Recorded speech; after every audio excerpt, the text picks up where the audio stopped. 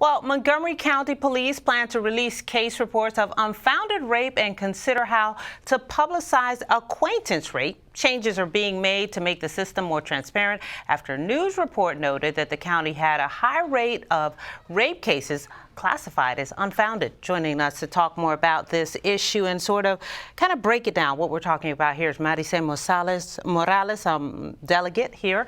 She's part of the legislative group that is studying the issue.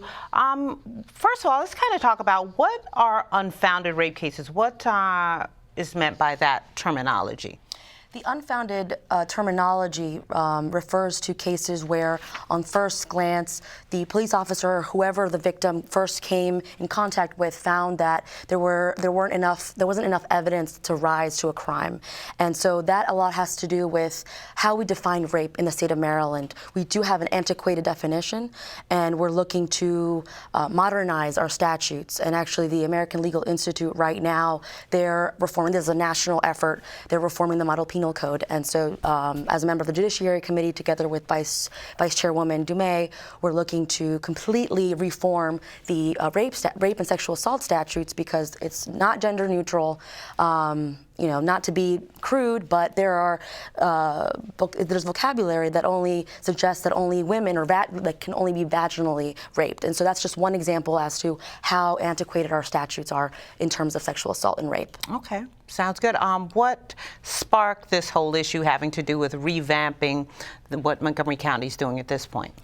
Well, when I ran for office, crimes against women was one of my priorities, but I think that right now the nation is looking at a momentum where victims and survivors across the nation are coming up front. And the BuzzFeed news article that underwent or actually had a one-year investigation looking at police departments across the country, they discovered that in Montgomery County and Baltimore County, 24% in Montgomery County was the rate of how many cases were actually, or the rate of how many unfounded cases were actually deemed unfounded by the police department, and the national average of that is 7%.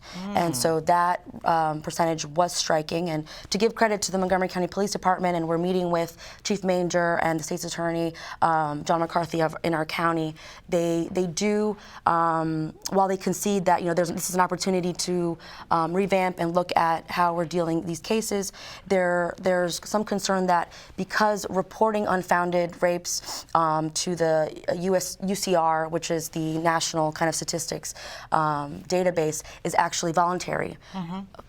Per police department, and Montgomery County is one of those that actually, they voluntarily do put all these reports out, and so that they suggest that it's more so, that it's not reflective really accurately, because not every state, not every county actually reports unfounded cases. Well, will the release of this information cause statistics having to do with rape to go up then? What is your thought on, how is it going to affect it?